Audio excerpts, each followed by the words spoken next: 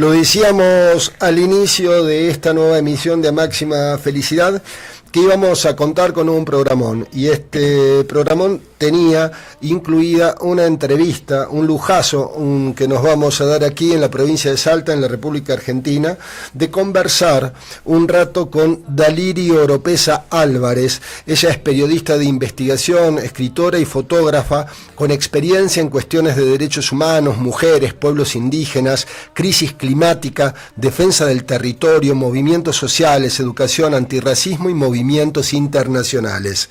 Daliri Oropesa Álvarez, desde México, está en estos momentos en línea y le damos la bienvenida. Muy buenos días, Daliri, un gustazo saludarte desde Argentina. Mauro Sabadini y Lu Fretes. Buen día. Hola, buenos días, Mauro, Lu, un gran saludo a toda la audiencia que nos está escuchando desde Argentina, y pues es un gran honor para mí poder estar participando el día de hoy en su programa. Muchísimas gracias, es mutuo, Daliri. Quedamos un poco sorprendidos con una noticia que nos llegó desde México 2 días atrás, entiendo, con relación al caso de la masacre, llamémosle, de Ayotzinapa, allí donde el exgobernador del estado mexicano de Guerrero, Ángel Aguirre, fue ingresado en una prisión federal de máxima seguridad, dando un giro a esta causa que venía de alguna manera sin dar las respuestas que la ciudadanía y el pueblo de México y de Latinoamérica esperábamos. Sí, ha sido una cuestión sumamente delicada, porque desde el inicio de el caso con los normalistas desaparecidos de Ayotzinapa, bien sabemos que los normalistas están estudiando para ser maestros y vienen de origen humilde, indígena en la mayoría, que quieren estar en sus pueblos dando clases. Y pues bueno, lo que sucedió con Ángel Aguirre es que si bien ya se sabía que muchas de las pruebas habían sido ocultadas, ahora lo que hace la Fiscalía, después de más de 12 años de sucedido de los hechos, o a punto de cumplirse de hecho en este septiembre, lo que vemos es una confirmación de la responsabilidad de este y muchos otros personajes en el ocultamiento de las pruebas, de todo esto que prueba cómo fue la desaparición, muy en particular las cámaras que estaban justamente en el Palacio Municipal, en donde él ejercía su gobierno, en el Palacio de Gobierno en Chilpancingo, y es una cuestión sumamente delicada, ya que las cámaras fueron ocultadas.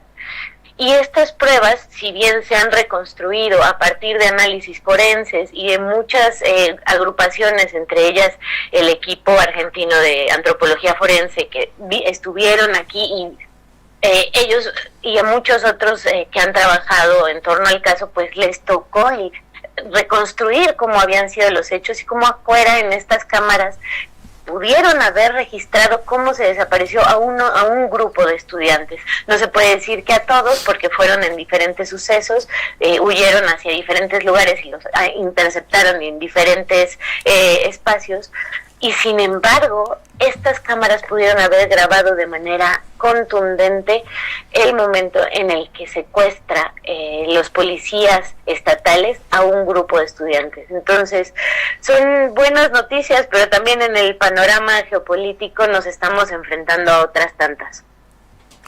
Es absolutamente cierto, y el arresto de Aguirre es un hecho inusual para el comportamiento habitual del Poder Judicial mexicano, o hay antecedentes de acciones directas del Poder Judicial sobre mandatarios a cargo del Poder Ejecutivo, en este caso entiendo que departamental.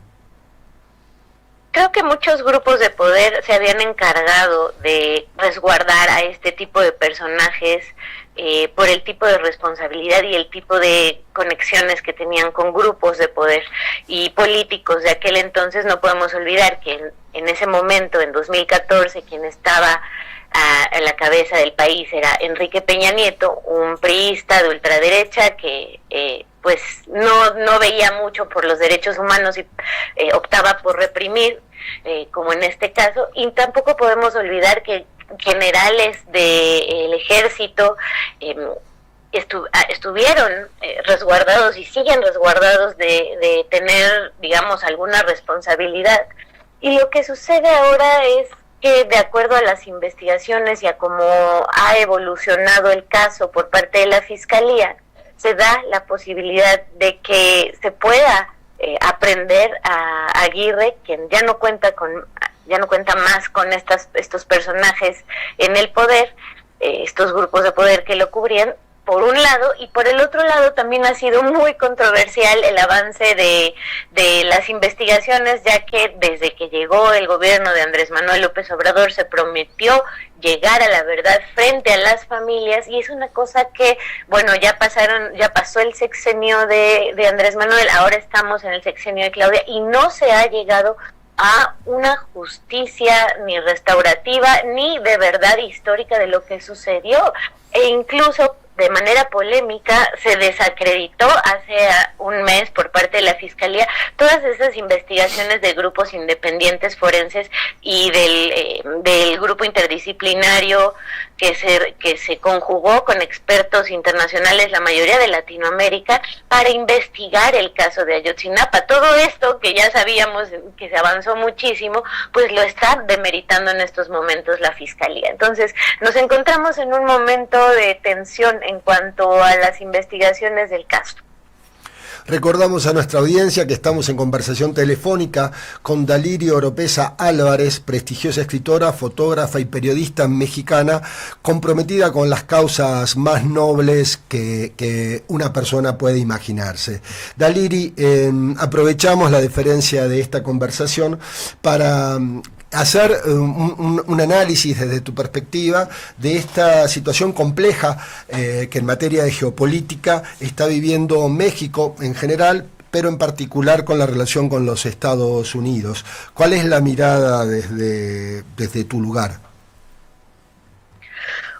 Es que realmente, Mauro, Lu, audiencias, estamos realmente en un punto de quiebre en la relación con Estados Unidos, sobre todo con lo que yo llamo la doctrina de las amenazas, algo que con la llegada y con ambas presidencias que ha ostentado Donald Trump, lo que podemos ver es que la amenaza y se ha vuelto el pan de cada día, así como lo llamamos en México. Y bueno, pues a mí en este día me gustaría hablarles de 4 puntos que juegan en estos momentos, en esta geopolítica, en la relación, y por ende yo adelanto un poco las conclusiones. Hay un avance de la ultraderecha en nuestra región que no podemos evadir, lo estamos viendo, por ejemplo, en las recientes elecciones de Colombia, de Perú, lo que está en juego en Brasil, han sido elecciones sumamente competidas, con diferencias de 1 o 2 puntos a la hora de ganar. O sea, el continente está sumamente dividido. Entonces, con estos 4 puntos que yo quiero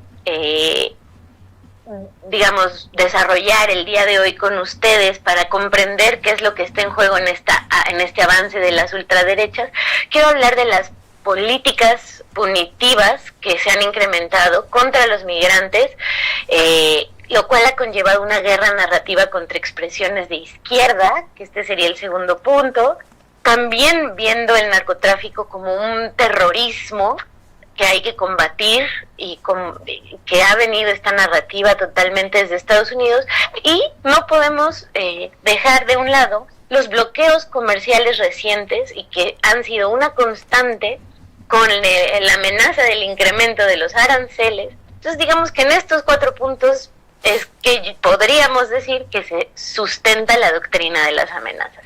Y entonces derivando en este primer punto, que son las políticas punitivas antimigrantes, estamos viendo que hay una escalada de la represión y es una de las peores épocas para Estados Unidos en términos de migración.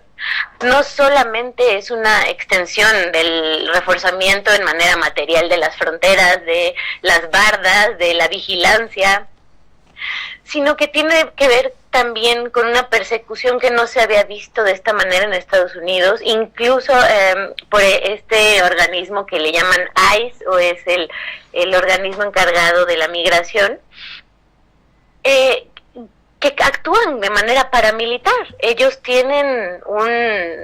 están vestidos de civiles y vestidos de civiles aprenden en las calles a los migrantes, que además ni siquiera pueden saber de primera instancia el lujo de detalles si son migrantes, porque es a simple vista, o sea, esto es una acción sumamente racista, así como te veo, así es como te agarro. Ya después confirmamos, pero lo que estamos viendo en Estados Unidos y lo que a mí me tocó ver la semana pasada, que me tocó hacer una documentación allá, es que no hay migrantes en las calles, por lo menos en Los Ángeles. Los Ángeles solía ser una ciudad refugio de migrantes, una ciudad santuario. Disculpa, Mauro. No, perdón por la interrupción. Te decíamos una ciudad multicultural, una ciudad de acogida para los migrantes. Claro. Y es una ciudad, históricamente decretada una ciudad santuario, que estando en el downtown, estando en estos históricos barrios mexicanos como la Plaza Olvera o en el barrio chino, y verlos totalmente desolados, con el comercio a la mitad, sin circulación de gente. ¿Por qué? Porque la base trabajadora tiene miedo de salir. Porque la base trabajadora está siendo deportada, entonces no están saliendo de sus casas.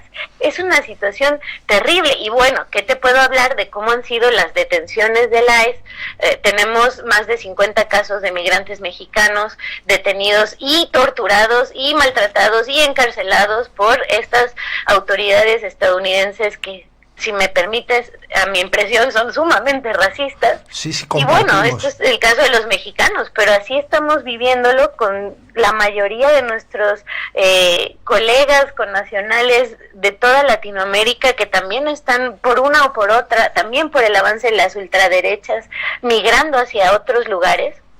Y eso es lo que estamos viendo, políticas sumamente racistas y punitivas contra los migrantes, lo cual está modificando también la cuestión económica. O sea, esta recesión en la que está entrando Estados Unidos, este avance de las monedas de nuestra América, también va en consonancia a estas políticas que están destruyendo la economía, porque está destruyendo la comunidad de la base trabajadora. Así es, Dalini. Nos decías que el segundo de los puntos tenía que ver con las narrativas que se instalan en contra de las izquierdas. Importantísimo. Hace apenas un mes, vamos a hablar de hechos, hace apenas un mes el presidente de Estados Unidos dio un discurso abiertamente anticomunista. Él habló de que estos grupos de izquierda radical, comunistas, socialistas, quieren destruir el futuro de los hijos de quienes habitan en Estados Unidos. Que estos comunistas están locos, que son la peor amenaza para su país, que son peor que el 11S, los ataques a las Torres Gemelas, que son peor que la Primera y Segunda Guerra Mundial juntas. Y que la izquierda radical, así como él lo está enunciando desde el inicio de esta gestión, quiere destruir todo.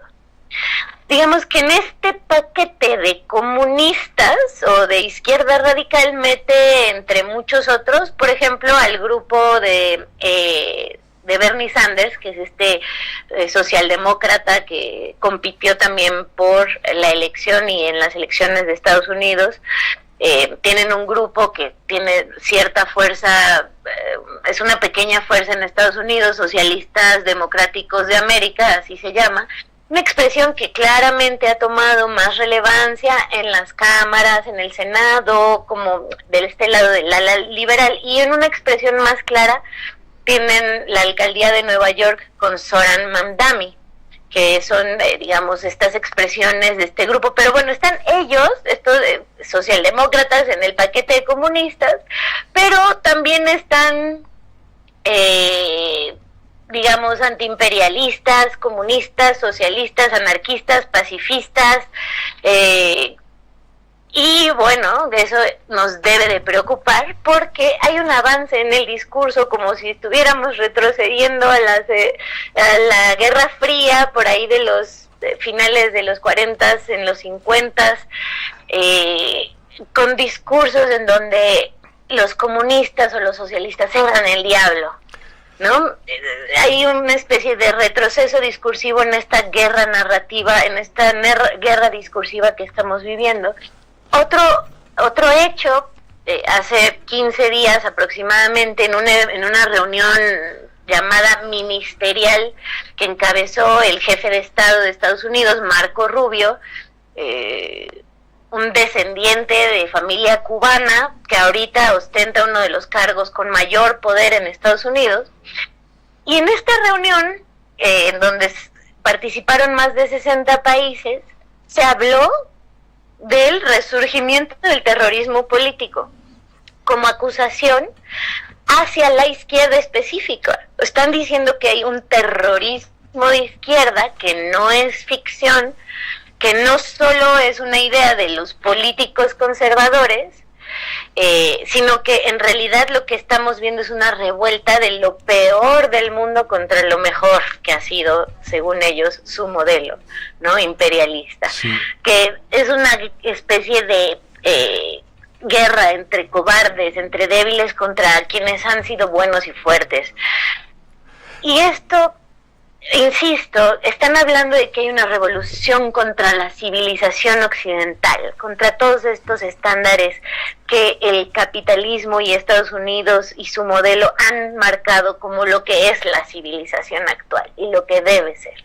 Esto es a nivel cultural. Y una tercera, que son hechos que no han pasado más de un mes que sucedieron, esta carta o documento que publican en la página del gobierno de Estados Unidos, es un documento de cerca de 100 páginas llamado Cuba, la capital del comunismo del siglo XXI. Y claro, obviamente en estos recientes meses hemos visto cómo desde Estados Unidos hay un reforzamiento contra el bloqueo hacia Cuba, como hay todo un señalamiento hacia Cuba, porque Estados Unidos necesita inventarse a este enemigo y lo tiene que caracterizar. Necesita ver, digamos, enemigos muy claros para que Estados Unidos pueda funcionar en esta doctrina de la amenaza, y entonces ahora Cuba es una amenaza y señala a quienes han impulsado la revolución cubana como los peores y los principales enemigos de Estados Unidos. Y ahora lo que tenemos en este discurso es a toda una izquierda difusa, como si nos pudieran meter a todos en una sola bolsa, que son el terrorismo político de nuestros días. Entonces esto es sumamente preocupante, porque digamos que a México directamente le afecta de rebote. O sea, no es como que la situación de México es totalmente distinta. En México hubo un desplazamiento de la ultraderecha que no se ha podido reorganizar, que no se ve que el partido en el poder, que es el partido de Movimiento de Regeneración Nacional, o Morena, como se le ha conocido a los gobiernos progresistas que están actualmente en México, no se ve que vayan a perder el poder, por lo menos en la siguiente elección. Pero lo que sí se ve es cómo estos discursos tienen una repercusión directa en la política y en las decisiones tanto comerciales, tanto sociales e incluso, digamos, en esta mal llamada guerra contra el narcotráfico, que es otro de los puntos que también ha repercutido con esta presión que ha ejercido Estados Unidos sobre México. Relacionar, digamos, a la disidencia con la palabra de terrorismo es muy delicado, y también en entendido de que Estados Unidos ha impulsado en toda América Latina esta narrativa del terrorismo es el narcotráfico. Entonces estos nuevos enemigos imaginarios están generando también terror contra a través de calumnias y diciendo, bueno, pues todos estos los rojos son terroristas y también estos delincuentes pues son y todos son terroristas. Así ¿Me es, explico? así es, absolutamente, y queda solo como reaseguro para contener esta andanada de imperialismo del siglo XXI, como bien vos denominás, en base a esta doctrina de las amenazas, solo México, Brasil y Uruguay. En Argentina, cada uno de estos 4 puntos que vos has señalado en tu análisis son parte del discurso oficial del presidente Milei, que replica cabalmente lo que decís, al punto tal que hace menos de 48 horas definió, calificó a todos los docentes universitarios, a los profesores universitarios, a los alumnos y a los investigadores como terroristas, en plena sintonía. Sigan el manual que imponen desde Estados Unidos de Norteamérica. Daliri Oropesa Álvarez, te agradecemos infinitamente la deferencia a esta conversación, la lucidez de tu análisis, y esperamos en otra oportunidad volver a contactarnos. Ha sido un honor y un lujo para nosotros esta conversación. Sí, claro, el gusto es mío, Mauro, y que no sea la primera vez. Así será. Muchísimas gracias, que tengas un hermoso día.